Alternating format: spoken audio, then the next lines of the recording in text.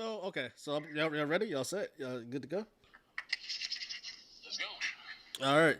What's up, everybody? Welcome to the Live Wire Sports Channel podcast. It is good to be back. It's good to have you all here. I have a special guest joining us today, in addition to a former guest that's been on quite often. I got my brother Todd Jones with me and Matt.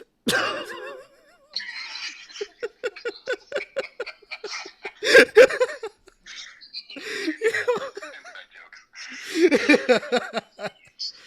Go ahead, vent. It's a safe place.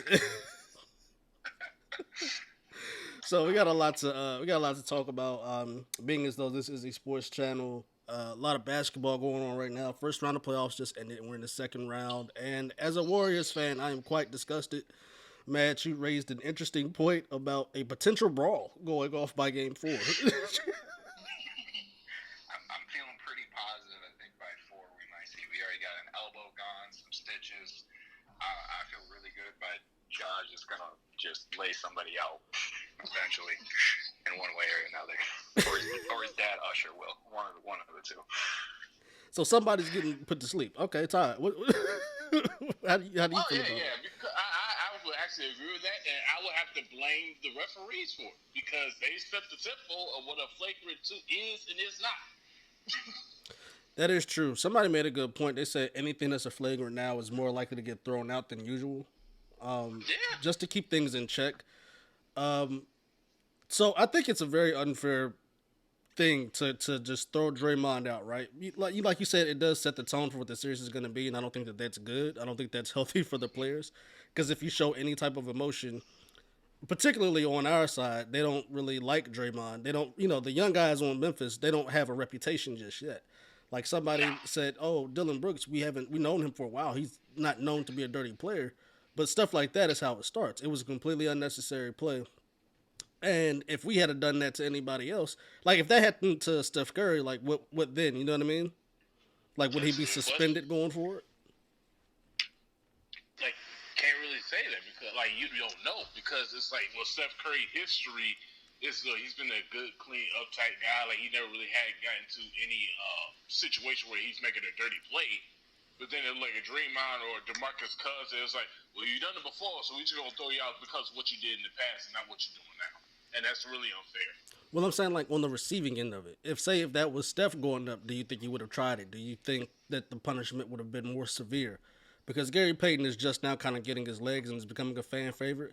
But what happens when a guy does that to one of the stars or the faces of the league? You know what I mean? So, like, if Steph Curry was the one that made the foul on Gary Payton, No, what if Dylan Brooks made the foul on Steph Curry? You see what I'm saying? oh, he would have got fined, he would have got ejected and suspended because of the person. I think he would have been completely crucified if that would have happened to Steph Curry. Because you see, just look at way back when you had Zaza Pachulia take out Kawhi Kawhi Leonard. and how vilified and hated he was because of what he ended up taking away from the playoffs from This is true. everyone. And I think you'd see the same thing with Dylan Brooks. I think with Dylan Brooks too, another thing, if I'm not mistaken, when he was at Oregon, he had that play where he tried to flop like he got hit by a 12 gauge shotgun. when he was when he was acting like the guy was doing something so terrible, and it was like a 5'11" dude just try to do a little shoulder. The whistle blew, and Dylan Brooks acted like he got punched by Goku. So like, I think when you look at that and you look at the type of player, it's the same thing. Where I think you can even argue, Draymond got his eye cut, or right below his eye got cut, stitches. Yeah. We're not really talking about that like a big deal because, again, it's Draymond. Everyone looks at Draymond like whatever. But if Yeah. that happens to Steph or Clay or Ja, that's a huge, huge deal, and that's all over social media everywhere. So I think the league is the parity of fouls to players is very, very slighted. I mean, it's in my opinion, it's always been like that. But I feel like especially now, we're really trying to protect the top guys in the league. I think you notice it a lot more. Yeah. Absolutely, because they kept saying like with the flagrant twos that it has to be unnecessary and excessive, unnecessary and excessive, and everybody kept saying that the play was unnecessary, unnecessary, unnecessary. They never really said one time that it was unnecessary and excessive. So off of that, it should have been at best a flavored one. Okay, so my question is then, because we've had this conversation before, Todd, and to me, it's a very irritating conversation because the terms are not hard to understand. If it's unnecessary, then that means that it was without an intent to make a play on the ball, right? That's how I would perceive it. That play, he looked like he was making a play on the ball.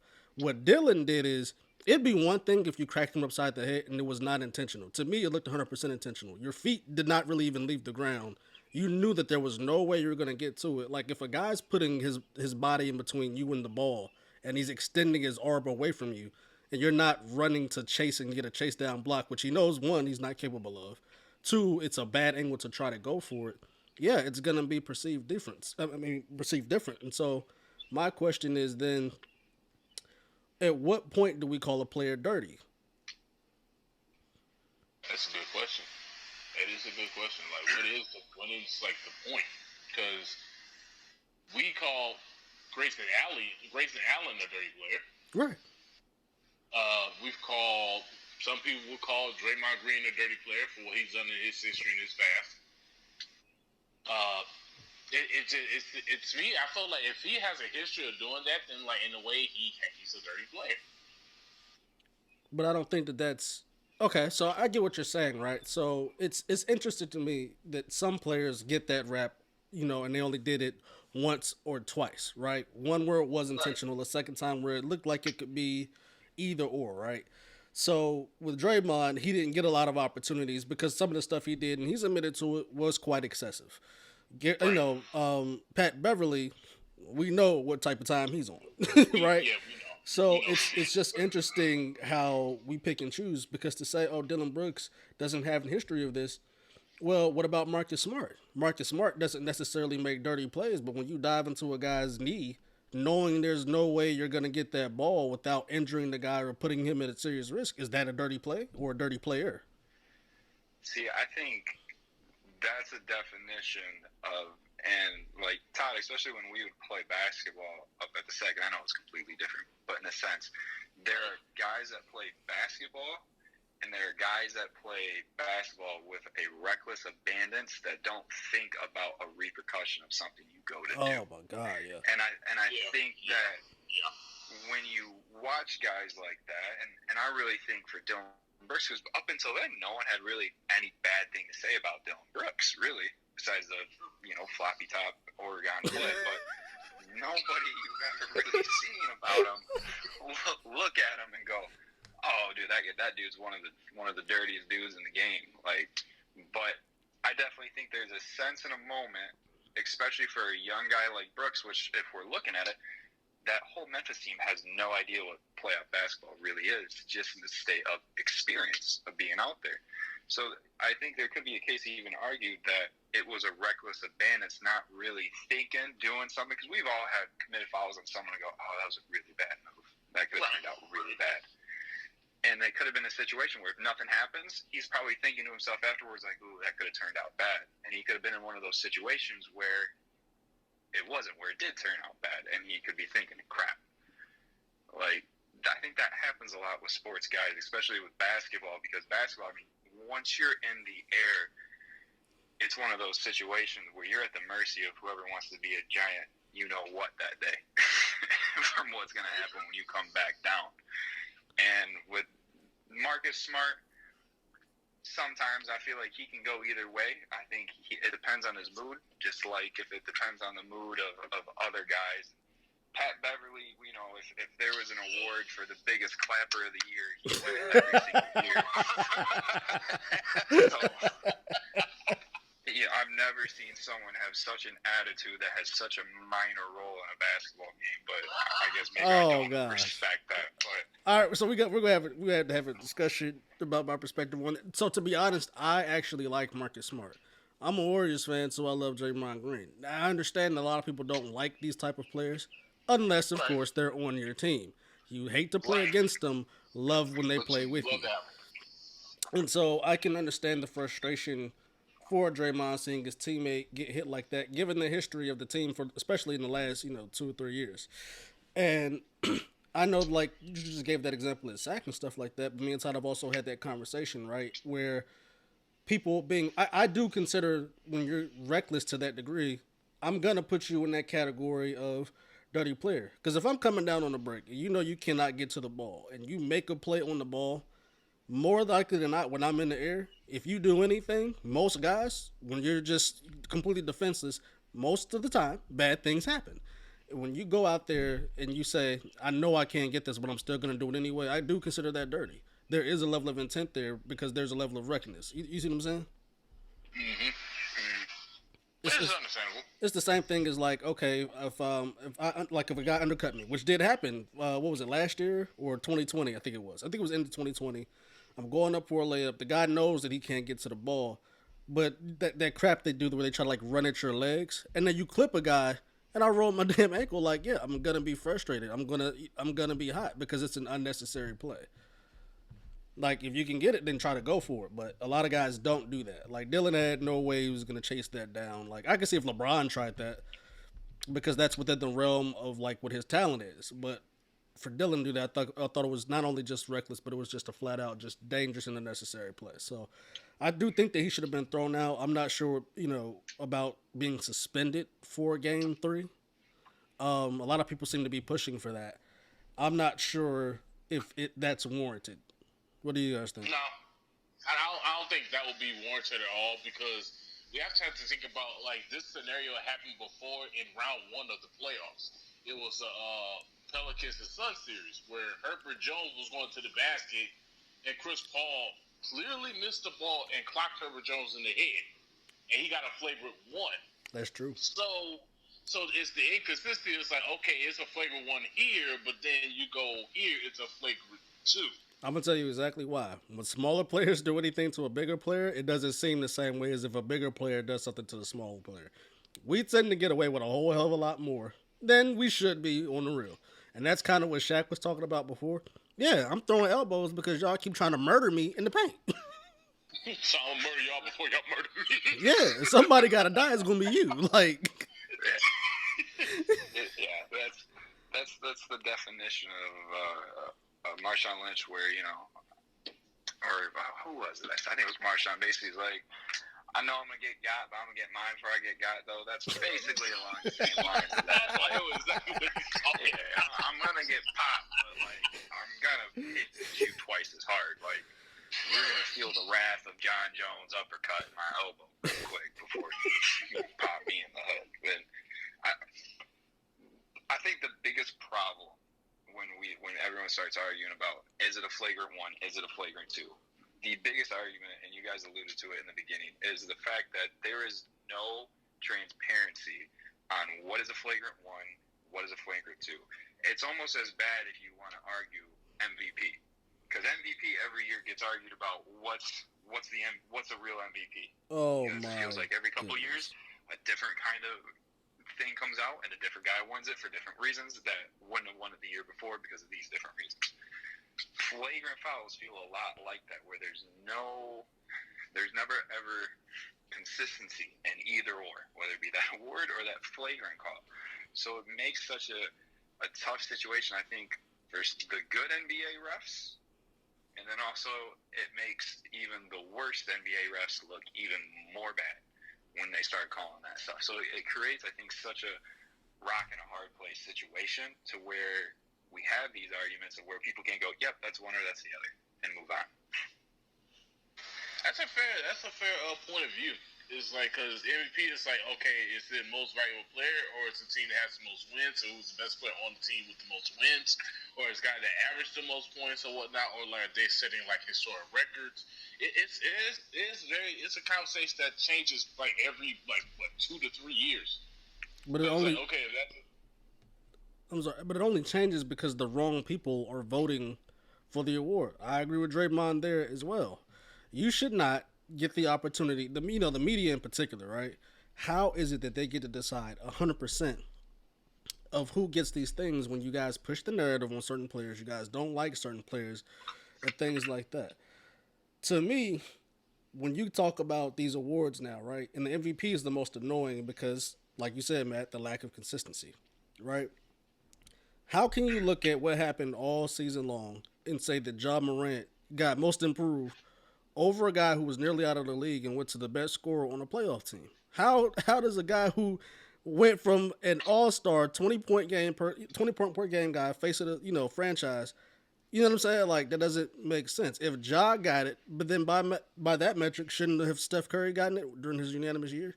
So the issue is the people voting. It's the consistency. I don't see why it shouldn't be done more like an all-star type of thing where if you want to give the media some vote, that's fine. If you want to give the fans some vote, that's fine. But they should not account more than 33% in terms of their vote. I think the players should dictate because whether you like a player or not, you know who's been cooking you all year long and who hasn't. You know what I mean? Very true. Yeah. I mean, especially when you listen to a lot of guys where I think it was Kyrie where someone said, like, who was the person that gave you buckets the first? And Jose. I think it was Kyrie. Jose Calderon. Yeah.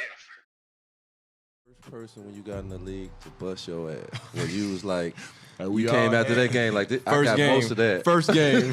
First game. I that. played against Jose Calderon. He freaking gave me. Jose Calderon bust my ass. He gave me 26 and 14. Yo, he was fucking celebrating like a motherfucker. I was sick. I had 6 and... Yeah, first dude in the NBA that cooked him.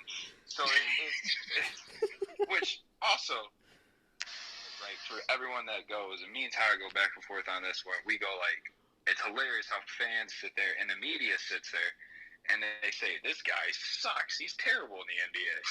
When everybody else in the world knows that if that man walked into your open gym, you are getting cooked the whole time.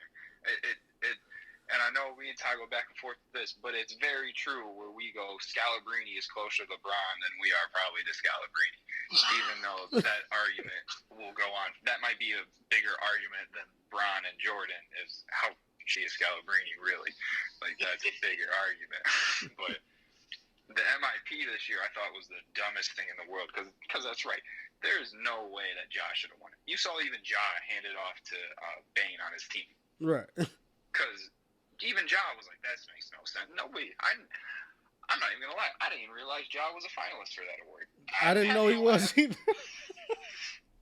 Like, no clue whatsoever. I thought it should have been Jordan Poole. That's who I would have voted for.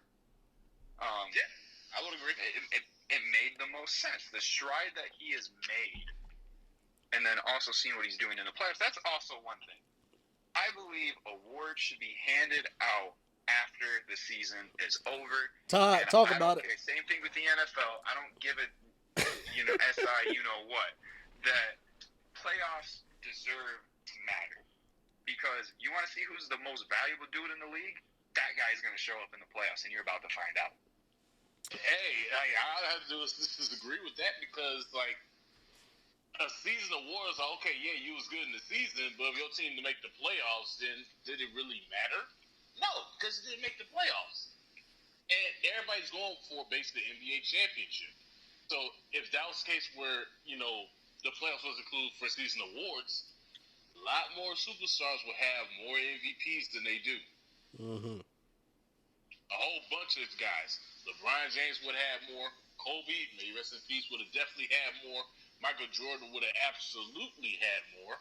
Bird, Magic, all of the main stars, Shaq, all the main stars would have had a lot more MVP awards, and Dwayne Wade would have had an MVP award as well. So the tough part about that, though, and I absolutely agree with that, but then when you think about it, right, it's like, okay, so especially when it comes to like the 90s and the 2000s, right, where really most of the top 50 or most of the top 75 really comes from that stretch. If Shaq is winning all these MVPs and Kobe's winning them, how does D Wade, Dirk, KG, and Tim Duncan, who got 2, how do they get their MVPs? You see what I'm saying? So I think that that's also problematic as well. Is that because there's no consistency, right? Like KG, should he have gotten it in 03? No. I don't even know how he got that one. I mean, like, he got his team to Western Conference Finals, which is good, basically with the lack of talent that was really around him, and they didn't want to build around him. That don't have nothing to do with regular season, though. Yeah, see, but that's where you can play that devil. I think, especially even now more than early 2000s, especially one really good example is when Russ won it, right? Mm-hmm. Russ's team versus Warriors, you know, you bandwagon fan. Warriors was completely two different teams. I think that also is a big issue. Parity in the league is not really historically parity in the league. There's always been those couple teams, but everyone wants to act like this generation's made it worse when it's always really been like that. In the 90s, it was the Bulls and whoever was decent in the West that year. In the 80s, it was majority of the time going to be Celtics or it's going to be the Lakers. And then in the 60s with Plumbers and Wilt Chamberlain, it was whoever Wilt Chamberlain was playing for and Bill Russell in the Celtics team. So it's really, I feel like the last time where the NBA had true parity was the 70s. Because if you go back and you look at the 70s, if I'm not mistaken, nobody repeated in that era. I think 7 teams out of the decade won. That is correct. There wasn't really no back-to-back champion. Right. I think really that's the last time the NBA has truly seen parity, where you had no idea who was going to win. Now you had some teams, I'm pretty sure, get there, you know, because I think the Lakers got there a couple times in a row that they lost. But you see that, and you got to sit back and you always got to realize, but that's also an issue you could have about the MVP voting is, well, if we go about that best player for best team award, well, guys are just going to do what they are now. They're just going to join a super team, and you're going to see the guy from the super team, the best player on that super team. But I also think that's why it's super important for teams like Milwaukee. I'll even say Miami, maybe Memphis. I'll argue this Warriors group. And then one team, I know it doesn't sound like it, but Boston are really the teams you want winning the title because majority of their players have come through building in the draft, especially the Celtics team, have come through building in the draft, not just going out there and signing top dollar guys and try to build a super team for a cheap title. Mm-hmm. Those two teams didn't win a playoff game. They won as many playoff games as the New York Knicks this year. Congratulations. So you're seeing those are really the teams I think for the NBA moving forward that you really want to see win. Yeah, I like to agree because there's a sense of development. Like the culture was basically it grew. It's not something that they just manufacture. Like, okay, we're gonna have just pick up this guy, this guy, this guy, and this guy, and we'll be set. We'll be able to win the championship easily this year. It basically, to me, it makes it boring because it's like, okay, we know who's going to win, just based off of like they just have so much, that's so top heavy and have like so much star power. It gets boring.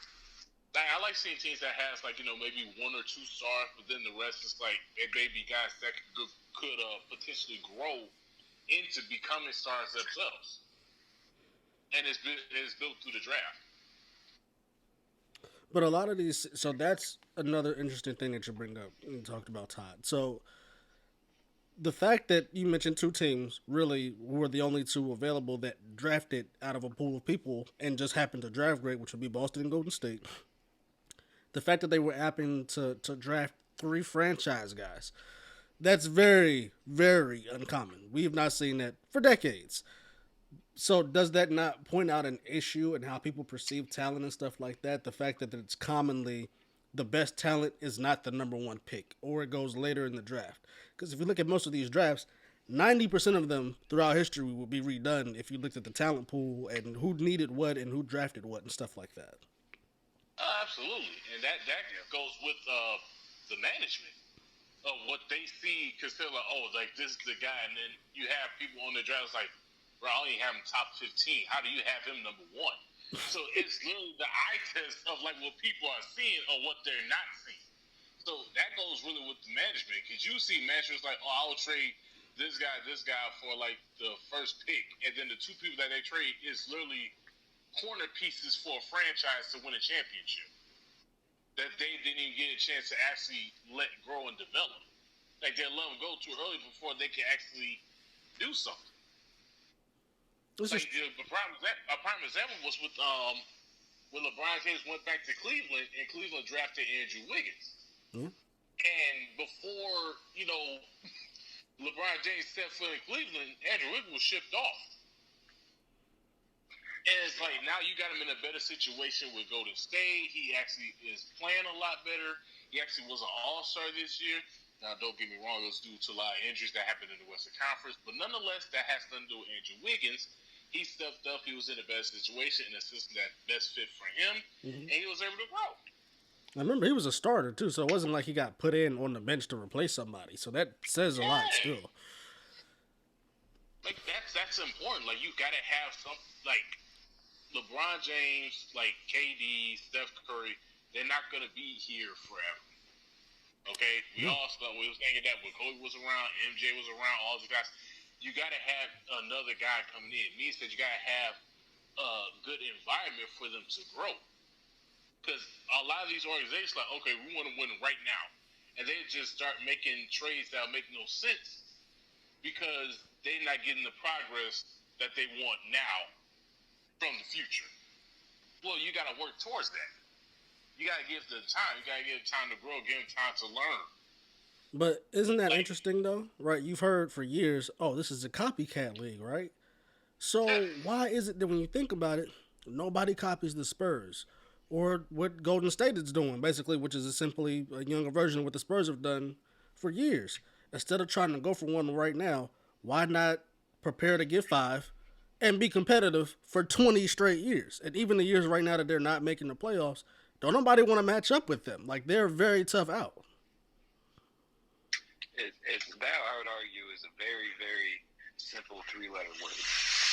And that would be pop. There ain't too many pops in the NBA, or for any Southern listeners, soda. I mean, however you talk about whatever. But when you look at guys like that, Spurs were in such a perfect situation when Pop walked through the door. That allowed them, because one thing you never see. I mean, when's really the last time? Well, you could argue Lakers, but in a sense of maybe not even Lakers. When's the last time you've seen a team be able to hand off the reins from their one superstar they've had for a long time to a drafted greatest power forward of all time in Tim Duncan, to where you had David Robinson in there, Twin Towers, get a ring. He goes away. They don't even skip a beat really to a crazy extent, and they go right into another 5 or 4 championships with Tim Duncan and Manu and Parker and all those guys. So it creates that also in that same situation, you don't run into that. Warriors, they have a really great chance of easily pulling that off depending on what happens with Steph, and if that ankle keeps, works out and never gets really hurt, what will Jordan Poole continue to become? What can they continue to keep drafting?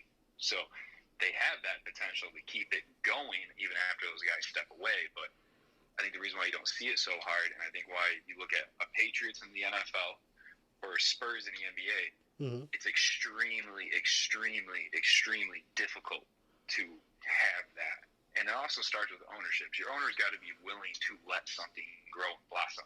As I know very well, that will never happen for my team, but it is super hard to do. And when you don't have an owner being willing to be patient and draw up a 3, 4, 5-year plan, it'll never happen.